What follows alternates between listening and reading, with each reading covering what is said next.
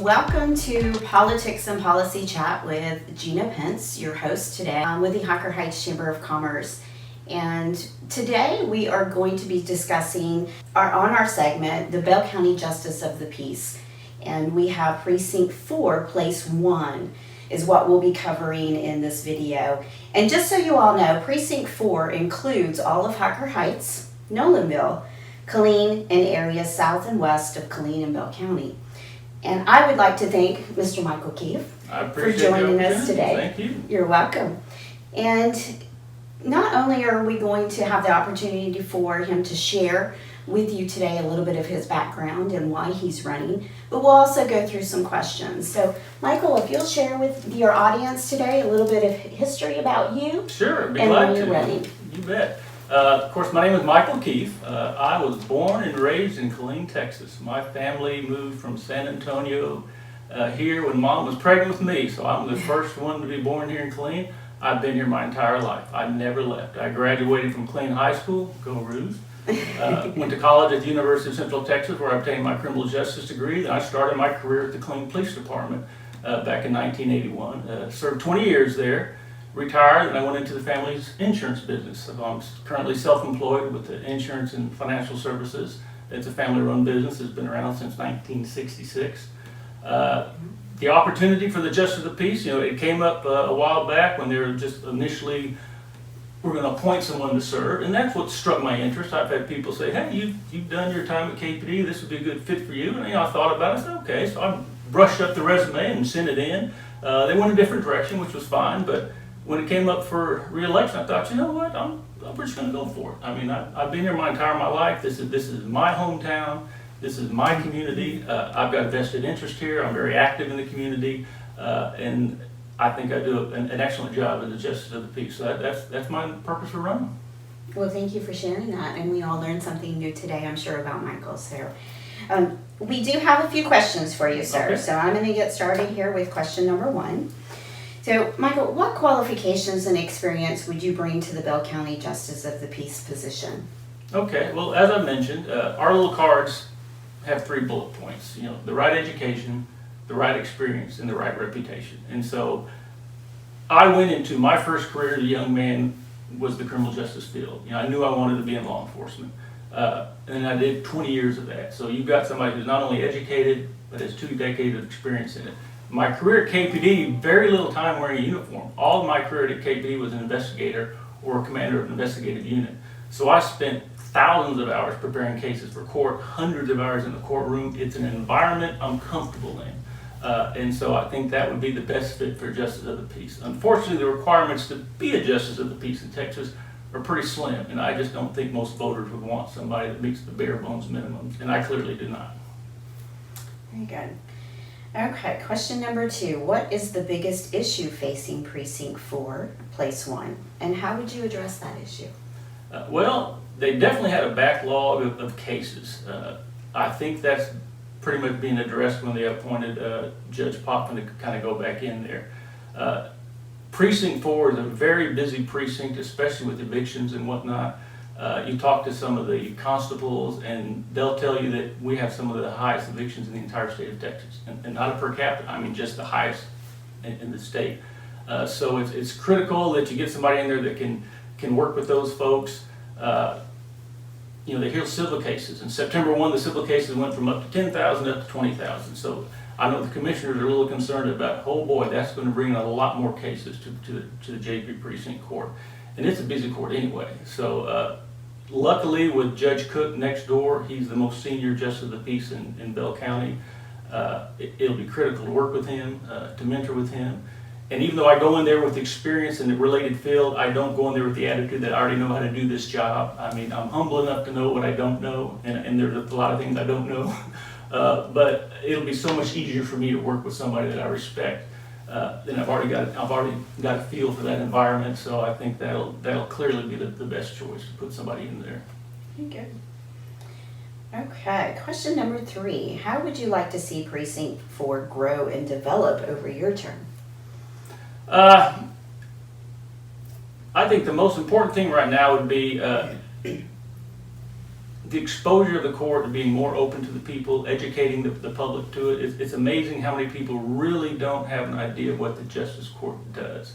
And a lot of that just has to do with the JP getting out there in the community and explaining it. I mean, obviously they can't give legal advice while you're in the courtroom, but you can sure be out in the community and letting folks know the importance of the job. And it's a busy court, and I think the biggest thing to do would just be, and I've done that anyway. I'm out in the community with civil, working in civic organizations and whatnot. So I still think getting out there in the community, letting the people know what the Justice Court does, the importance of the Justice Court, would benefit all concerned. And that would probably be my top priority, is just getting out in the community and educating folks exactly what the purpose of the court is.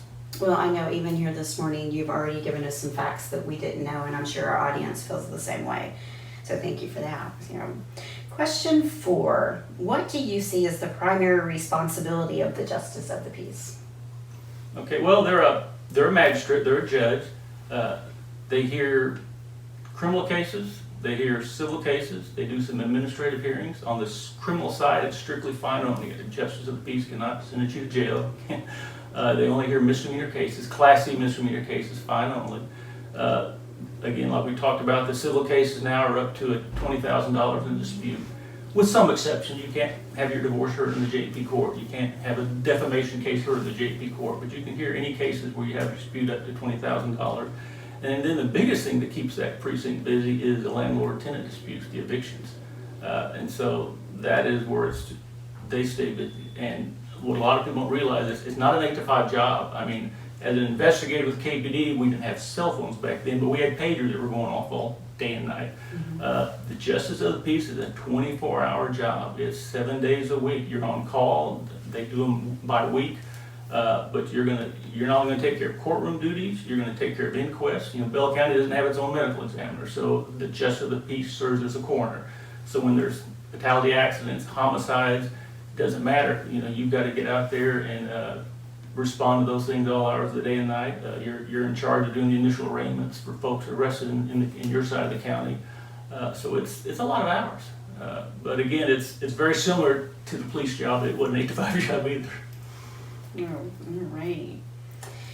So what are the key personal or professional experiences from the local and regional level that you would qualify for this anticipated service as Justice of the Peace? I know you hit upon this some, but if you would like to elaborate a little bit more. Sure.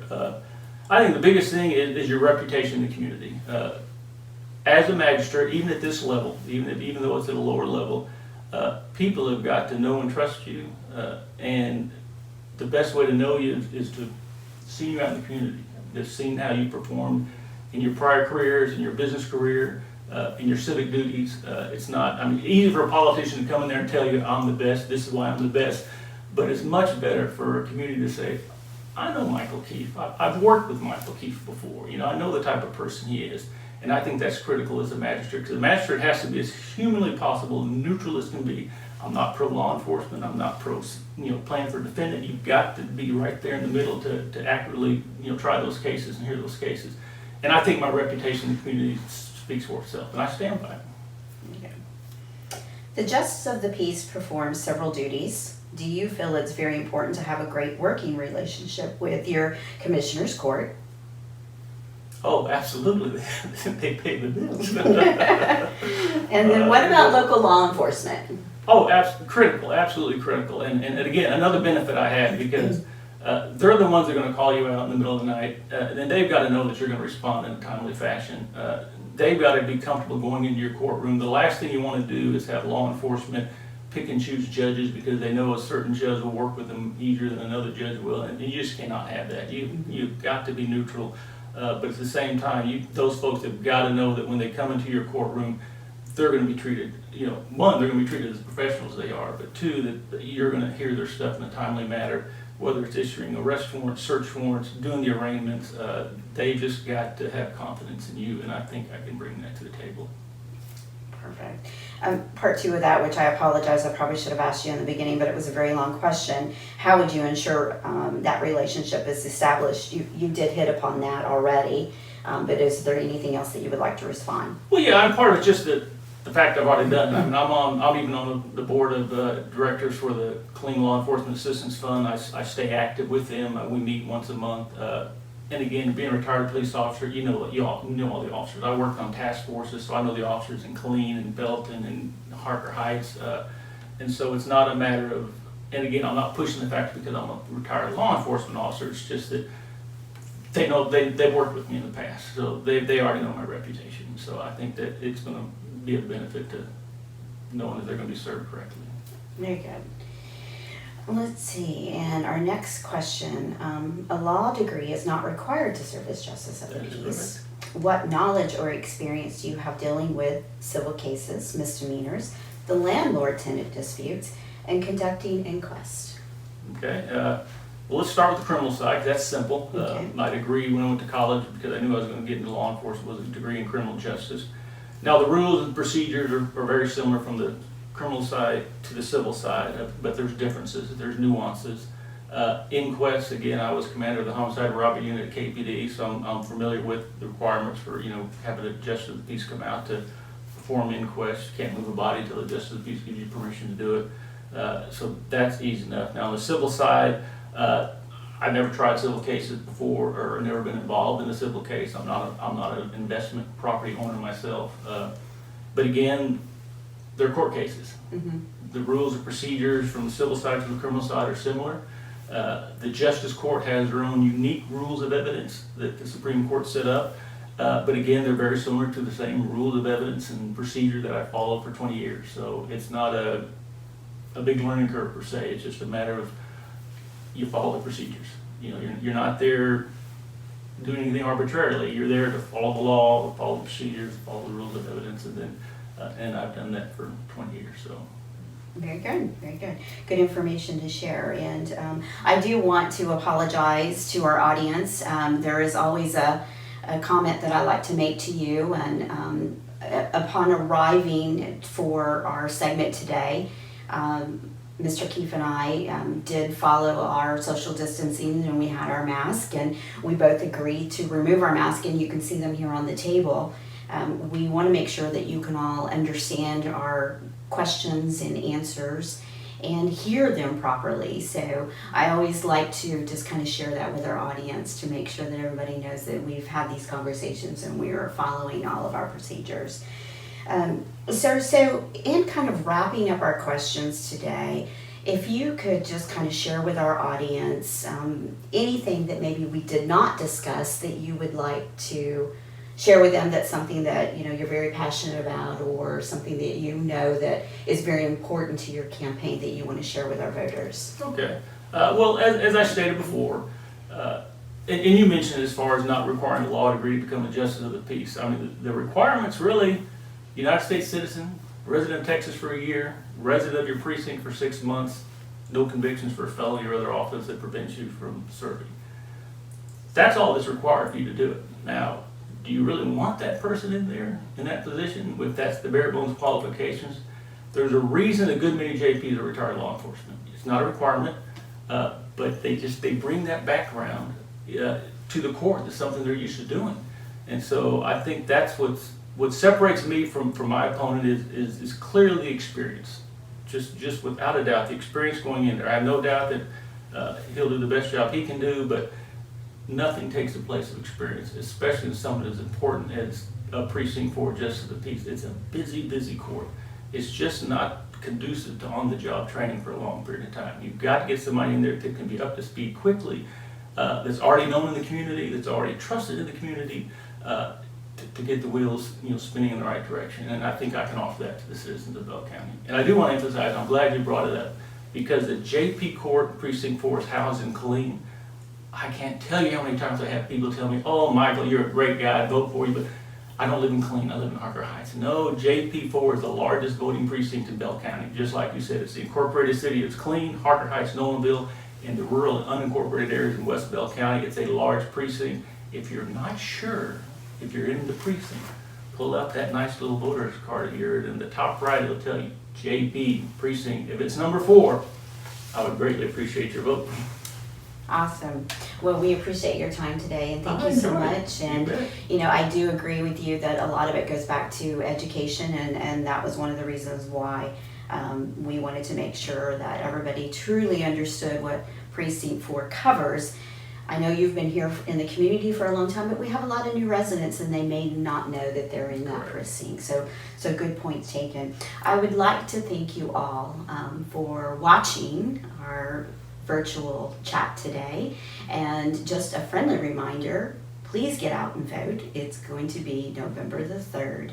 And if you have any questions, you can contact Bell County, or you can contact your local Chamber of Commerce and we'll be happy to give you the direction or the link of where you need to find your information. Thank you again and have a great day.